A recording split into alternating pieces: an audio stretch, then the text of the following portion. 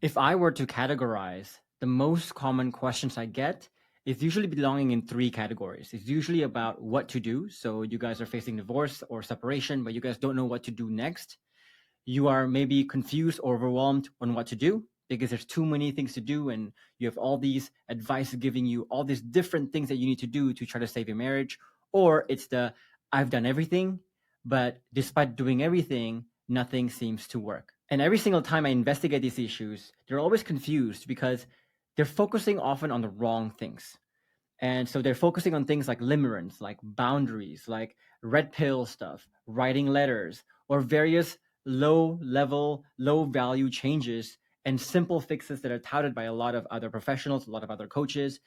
And so basically, this leads them to over investing time and energy into the wrong areas and under investing time and energy into the key areas of improvements that actually counts.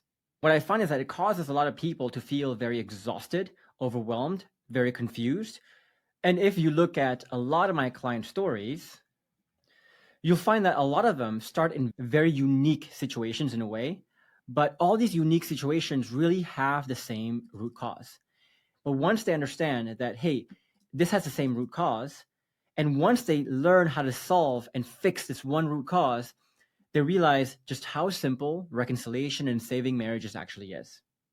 So in this video, I want to show you the one shift that you can make that can really transform your marriage in a massive way. And again, if you want no BS content that leads to permanent reconciliation and avoid these tactics that lead to fake at best or temporary reconciliation or leading you to exert all this energy for no reason that a lot of my clients come to me for, consider subscribing and also click the bell button to be notified when I post new videos every single week. And for those of you who already subscribed, videos that go deep into the psychology of reconciliation, the psychology of relationships often don't do very well. Instead, you get all these very pop psychology stuff that tout tactics and short-term stuff and silver bullets that do very well. So please, again, vote with your likes, with your comments, because that really helps us in the algorithm and spread this to more and more people and helps us to save more and more relationships as well. And if you've been following me for a while, you probably know what that one thing is. And that one thing is really the backbone of our 5-pillar system, the 5-pillar relationship, and it's really emotional safety and psychological safety. Let's just quickly define what emotional safety is and psychological safety is. So emotional safety, again, is basically the ability for you or your partner or both in a relationship to express, and psychological safety is the ability to listen. And for us to understand why safety is really the root of everything, we need to ask ourselves two very basic questions. And I want you to ask yourself the same two basic questions throughout this video. And while I'm also going to give you some concrete examples of how these two questions can apply in real life, a lot of you are going to be asking a lot of what if questions, even after this video. I would encourage you to just filter your questions through these two questions, and you'll see that safety is really the root of everything. So question one here, let's think about this with me for a bit. So take whatever problems you think you have. So it could be financial problems, it could be children problems, it could be whatever problems, it could even be infidelity. And that's a topic that a lot of people, just riles so many people up. Think about whatever problems you have. Let's reverse the roles here. You are now your partner. Let's say that you feel like you can express the problems and you also feel safe enough to listen and have faith in both your ability to resolve the problem. So again, the problem exists, but you have the faith that you can express and you can resolve it. Would the problems ever become bad enough to the point where one or both of you want to leave? Of course not, right? You are only driven to leave when you also have the problem of not having the ability to express, but also not having the ability to listen, to resolve, or to align on the problems. And that is when you feel what we call the catch-22. And the catch-22 basically is, I'll be damned if I share the problems. I'll be damned if I don't share the problems. So the only way out is to escape. I won't belabor this point too much to avoid making this video too long. But if you want to explore that, then explore some of my key playlists in my homepage, and that will talk to you about the catch-22, especially for those videos around space or divorce. I talk about the catch-22 there a lot. And the second question is really, if you feel like you can express the problems and you feel safe enough to listen and have faith that you can resolve the problem, would you still be hell-bent on leaving? Usually not. And I'm usually very surprised also at how quickly my clients' partners come back when you just begin to build just a little bit of safety in the relationship. So, for example, you have this client who just posted a day ago and said, "It took me 14 months to complete the course modules. I often thought I was learning too slowly and hadn't changed fast enough. My 12-month time box had expired and I had started dating again after being told multiple times that we had no future, and I believed reconciliation would take a miracle. Yet without seeing any visible signs from 1A partner, my mindset shifts and consistent 6-month campaigning were actually quietly tugging at her heartstrings." And another client here says, "When I compare a relationship now to how it was just a year ago, I cannot believe the stark difference. She initiated wanting to go away for a break, and no part of me saw it as an opportunity to get an outcome." And even if you look at the most recent interview with Brett and Kenzie, you will see that the theme behind this is really safety. That their partner wanted to leave not because of the problems itself, but because of the lack of safety to express and to listen and to resolve the problems. If the problems exist, but there was safety to actually express it and to resolve it, nobody in that relationship would leave. So again, this is why we say every single problem you have, the same root cause is that the lack of safety. If you can create safety, these problems no longer become problems, but they actually become opportunities for you to close in the bond and deepen the bonds with each other. Now, I know a lot of you are still going to be doubting me quite a lot. So let's go even deeper and let's put these principles to the test to address those chronic doubters out there. So if I were to categorize all of the issues that usually lead to divorce or a breakup or the end of a relationship, I can usually categorize all of them into 5 different categories. So number 1 is sexual attraction issues. So this is when your relationship just starts feeling stale after a given number of time. And it's like the sexless marriage problem. Number 2 is really communication issues. So a lot of misunderstandings leading to a lot of arguments, leading to a lot of pent-up baggage. Number 3, compatibility issues. This is pertaining to when people say, "Hey, we're just not meant to be. I feel like we grew apart. I feel like we're not compatible anymore." Resistance issues. So guys who are facing no contact, or let's say the opposite. So instead of passive resistance of no contact or stonewalling, it's the opposite of gaslighting or intense anger. Or even the hot topic here, affairs. So people who are dealing with affairs, every time I talk about affairs, people go fucking crazy and people start to get all riled up. But I am going to talk about it at the end. So if you want my take on this, stick around to the end. But let's break this down one by one to understand why even in these issues right here, all these 5 issues right here, safety is really the root. That these problems exist because safety is broken, and you can solve all of these when safety is created as well. I know that's a bold claim, so let's get into it. So let's talk about this sexual attraction issues first. So I've made many videos on this already, on why safety is really the root of attraction, but also sexual health in a relationship. But basically, the first angle we can look at this with is that a lot of people think that money, power, and status makes a man attractive. But it's not really the money, power, or status that women are attracted to. It's really in what it symbolizes. So if a woman sees a man who has a lot of money, who has a lot of power, who has a lot of status, the implication, the assumption that she makes in her head is that, hey, this person must have enough masculine strengths and positive masculine attributes to be able to get those things. I mean, to get money, to get power, to get status, to get success in those areas, you need to develop some level of masculine strengths to get there. So the other implication is also that then that masculinity will allow a space where their feminine state can also feel safe. And this is what makes a woman feel attracted. So it's not, again, the money, power, and status, but the assumption they make behind it, what it symbolizes, and how that assumption makes them feel. Now, we can see this play out when we start to look at certain parts of life where, let's say, a guy with a lot of money, a lot of power, a lot of status is able to attract a woman because he makes the implication that, hey, I have a lot of masculine strength.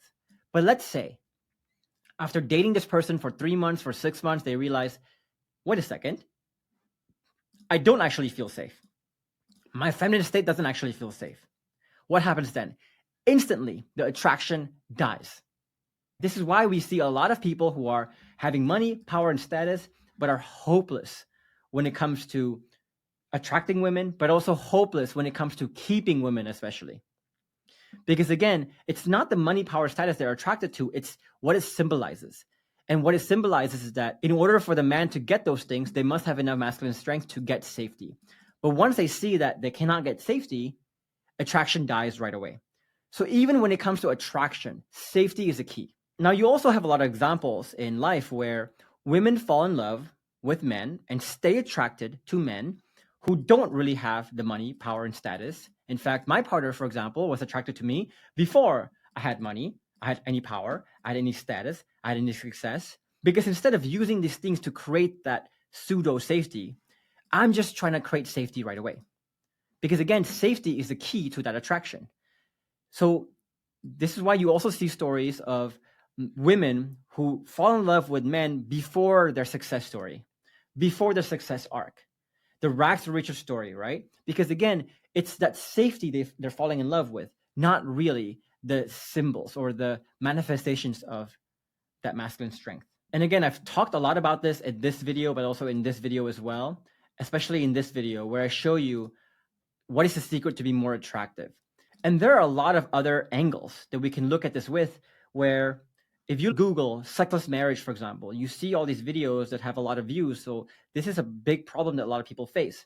So even if you look at those, there's a lot of studies that show that the production of oxytocin, the production of estrogen that allows a woman to feel more open to sexual advances, etc., to feel more attractive and also attracted, the key to that is safety. If you place a woman in a very unsafe environment, instantly their oxytocin and estrogen production goes down. And this can often also lead to what we call the cycle of sexual death, where as safety goes down, the woman's sexual desire also go down. And as they go down, they're now having sex or they're now having intimacy more from a place of guilt, from a place of obligation rather than desire. But of course, whenever a woman needs to have sex out of that obligation, it naturally makes them feel more unsafe. And that lack of safety creates even less desire, which creates more obligation, which creates this endless cycle of this eventual sexual death.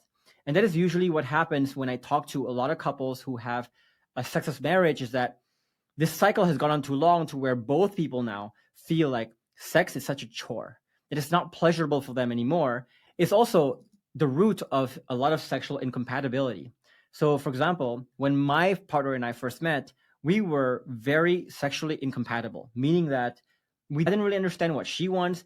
She didn't really understand what I wanted. And so it led to this very awkward dance in the bedroom, which made sex very uncomfortable.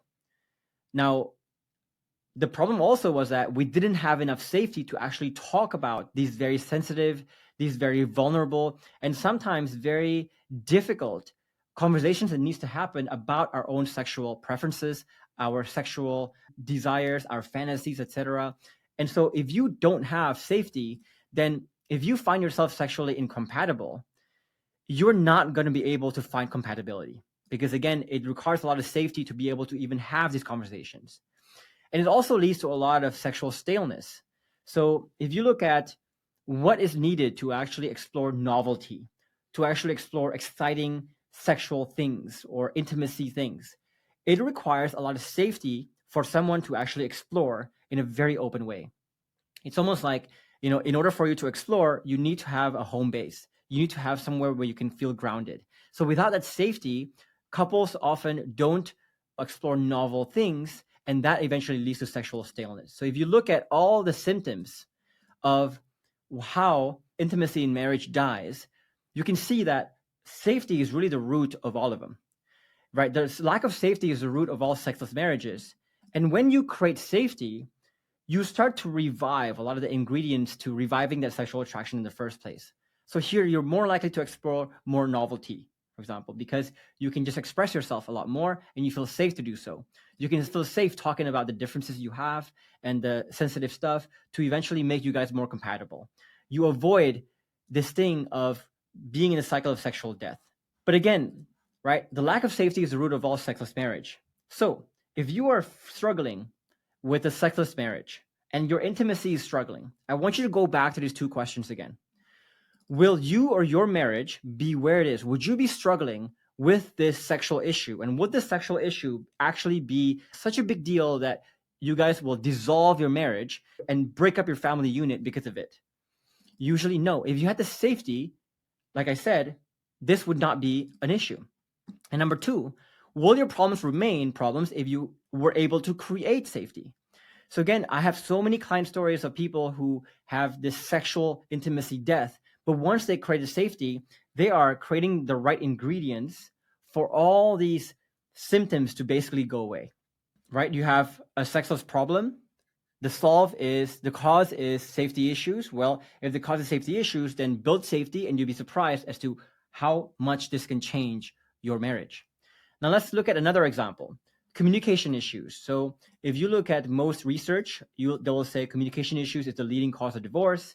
Number one reason why couples break up, communication problems. But it doesn't need to be that complicated, because if you look at the first principles of what communication actually is, it's actually very simple. It's just your partner's ability to express and your ability to listen. And communication issues really only exist when there is a blockage, either in the expression or the listening. And that's it. If you want to break it down into simplest terms, that's really what's happening. Now, in order for you to express and to listen, you need to feel safe with your partner. And in order for your partner to feel safe expressing and listening, they need to feel safe with you, right? So again, here, safety issues is the number one concern. It's the number one reason why people have communication issues. The problem right now is that a lot of people try to solve communication issues by having all these tactics and shortcuts and methods to try to jumpstart communication, right? It's almost like they take that electricity thing and they try to put it into your heart and like jumpstart communication. But this doesn't work if there is underlying safety issues that is blocking that from happening in the first place. If you look at a lot of my client successes, you'll see that the pattern is not let's jumpstart communication, then create safety. It's not like that. It's usually let's create safety first, and then the safety will jumpstart communication. So you'll see them, for example, saying, because I created safety, we are talking like never before. We are sharing things like never before. We are sharing everything. She talks to me every day about work, her life, her mom, and everything else, right? So the safety comes first, and then the communication comes next. If you look at the recent interview with Brett Hadley and Kenzie, it's the same thing. She needs to feel safe first before the communication issues can be fixed. So a lot of people, again, try to fix the communication issues, but it doesn't work because if there's underlying safety issues, no fixes will work. And the shame is that when people try to fix the communication issues and realize they cannot, then it makes them feel very hopeless. It makes them feel like I've done everything, but nothing works. Well, because you haven't really created the safety. So again, would your misunderstandings have gone so bad if you had safety? Most likely not. And will your misunderstandings and so on continue to be a problem if you had safety? Also, most likely not, right? So let's look at another issue here of compatibility issues. So again, if you ask a lot of surveyors, what are the leading causes of divorce and breakups is due to compatibility issues. We just feel like we're just not meant to be anymore. We're just diverged in our values, in our systems, in our decisions, in our philosophies, in our paradigms, and we're just two different people. And for this, the way I teach my clients here is that, and this is the system that I use myself, is all humans want and are driven by the same basic needs. So we all, no matter who we are, no matter what culture we come from, no matter what religion we are, we want self-actualization, we want esteem, love and belonging, safety needs, physiological needs. We have the same needs. Depending on where we grew up, how we grew up, our childhood, our life experiences, we all have very different ideas, opinions, or methods of getting these things. But here's the thing.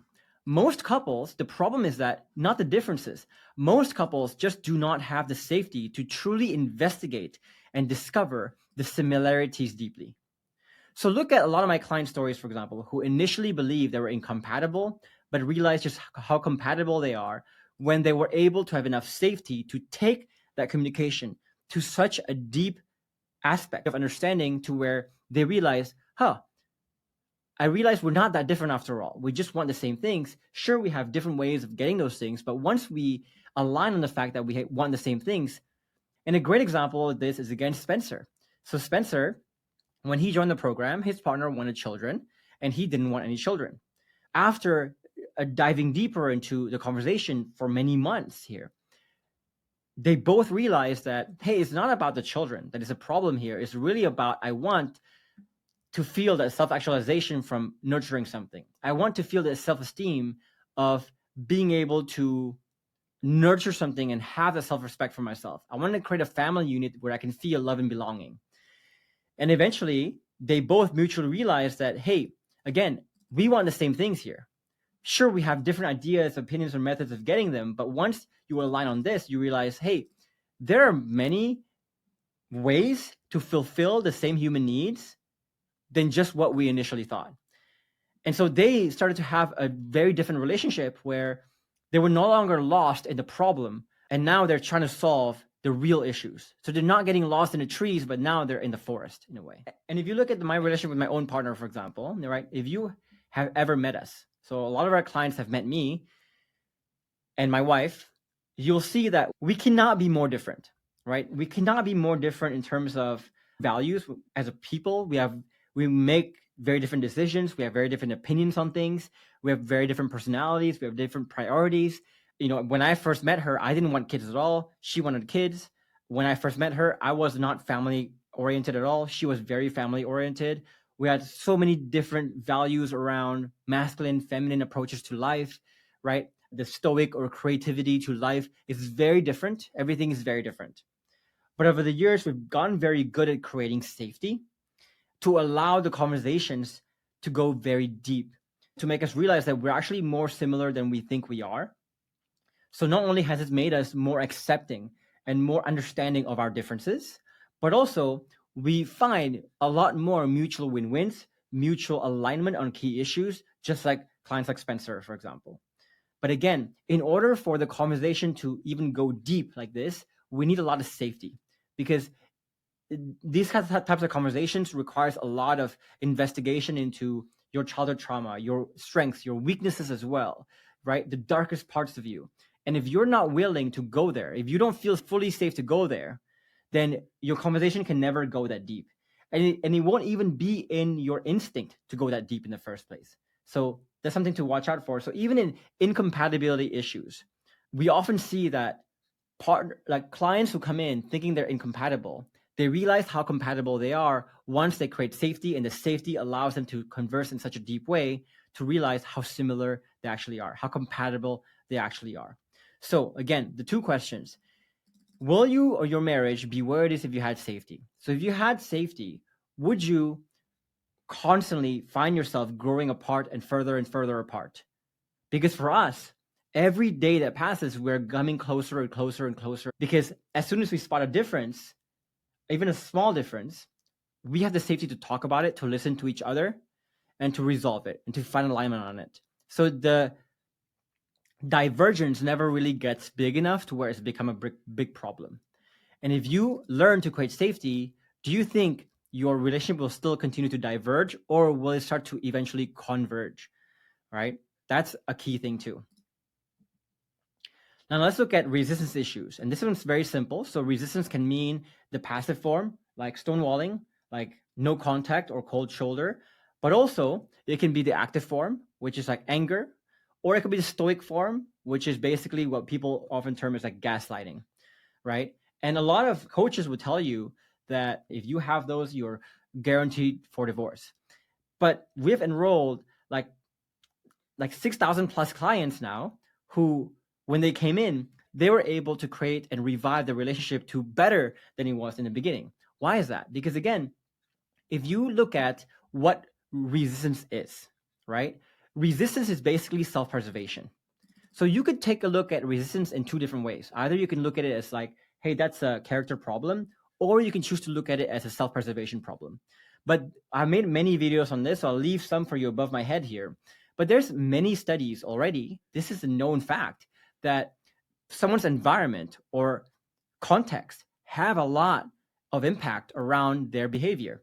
And so if someone is self-preserving, it could be that they're self-preserving because of the lack of safety, right? And the self-preservation then leads to a lot of active and passive and stoic resistance.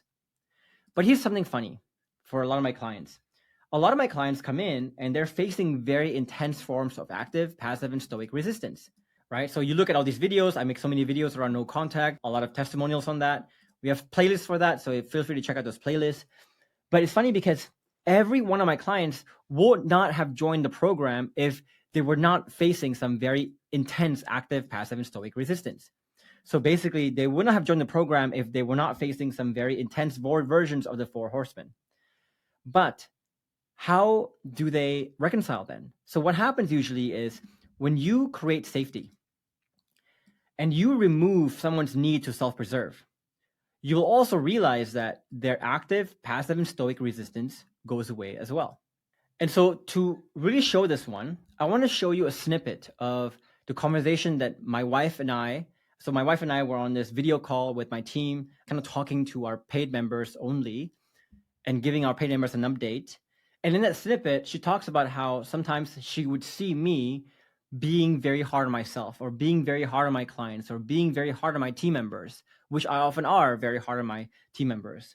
I feel like this is kind of how I see it, right? Like Jeff makes me feel safe because I know he's hard on himself. He has high standards for himself, how he operates. And so I don't need to be paranoid or worried. But me being hard on my team members or me being hard on her even doesn't really scare her. Because again, right, when she sees that I'm hard on her, she doesn't need to self-preserve because she feels safe. So it used to be the fact that whenever I'm hard on her, for example, whenever I say anything, I would get really active, passive, and stoic resistance right away. Because again, it's not because she was an asshole, but because she didn't feel safe, and her lack of safety led her to self-preserve every single time, get defensive. But once you create the safety, the same action that used to create self-preservation now no longer creates it because she feels like she doesn't need to self-preserve anymore. And so this is also for people who are asking the question, for example, okay, so earlier, Jeff, you were saying that in order for communication to work, right, you need to basically not only have your partner feel safe to express, but also listen, but also you also need to feel safe to express and listen, right? And usually what happens is if you start the process of creating safety for your partner, you'll find that your partner's self-preserving behaviors will go away, which makes it easier for you to feel safe, right? So the problem I think with a lot of people is that they tend to pin faults. So if you say, for example, well, before I can create safety for my partner, I need safety on my own. And then your partner is saying, before I can feel safe, I can create safety for you, I need to feel safety on my own too. And if both of you are saying that, then nobody moves. But if one of you just starts and go, okay, I may not be getting the safety from you need right now, but it's okay. I'm going to create it anyway. And that leads your partner to feel safer. And that leads your partner to self-preserve less, which makes it easier for you to do well. It's the same thing. In order for you to give safety, you need to be able to summon the safety on your own so that you can give it. If you're facing a lot of resistance, whether it's stonewalling or cold shoulder or even a lot of anger, do you think your marriage, your partner will be where it is today if you had created safety? If you had removed the need to self-preserve, do you think you would have that much resistance? Usually no. And same thing here, usually no, right? So again, it goes back to the two questions. And even when it comes to resistance, safety is at the core. Now let's look at the most controversial one. And I know a lot of you are going to go fucking crazy on me and saying like, oh, affairs are wrong, black and white. How dare you say affairs are correct, whatever it is. Look, yes, right? Your partner betrayed you. I am accepting that. And I'm expecting a lot of comments like this. Affairs are wrong. But here's the thing. We've enrolled over 6,000 cases. Over 30% of them involved an affair, right? Every time I talk to their wives, the person who committed the affair was never fun for them, right? So think about the cost your partner would rather take. So here's the thing, right? When your partner has an affair, she knows that's the wrong thing to do. She's not going to the affair going like, I want to have the cake and eat it too. She's not doing that, right? She's weighing her head going like, okay, this is going to make me a pariah forever. This might make me lose my family unit. This could be a loss financially. This will be a loss in terms of invested emotions. This will be a loss for my self-esteem. This will be a loss for everything. And I'm not saying this is just for the women, even for the guy too, which is why we have some women clients whose men have an affair. It's the same thing, right? But what they're saying is this: I would rather take all that emotional, that spiritual, that financial, that everything cost than this relationship. Okay. Think about the catch-22 and the hopelessness that your partner must have felt for them to choose that pro and con. And if you still don't understand what I'm saying here, well, I have a playlist right now of 9+ videos. To be honest, we have more. We're going to add more to this. But we have a collection of videos of clients who work through affairs. And I want you for once to actually explore the affair from the other person's point of view, not just your point of view as the one who's betrayed, and really ask yourself, have you actually, so sure, your partner betrayed you, but have you betrayed the marriage long before? So maybe your betrayal doesn't come in the form of cheating, doesn't come in the form of an affair, but betraying your partner emotionally, betraying your partner by putting them in the catch-22, betraying your partner by not being that safe place.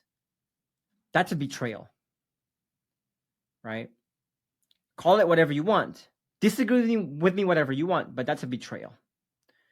And usually what you'll find is that when your partner betrays you with an affair, if you really are honest with yourself, you'll see that you betrayed in many more ways the marriage long before to drive them to make the decision in the first place. And I know it's difficult to accept this question, but think about the implications you're making if you're saying to yourself, nope, I haven't betrayed the relationship. You're basically saying to your partner, hey partner, you're so fucked up that even when I didn't betray the relationship that badly, you decided to destroy a family unit for fun. That's basically what you're saying, that there is no justifiable or good reasons for your partner to have an affair. Now think about that for a sec.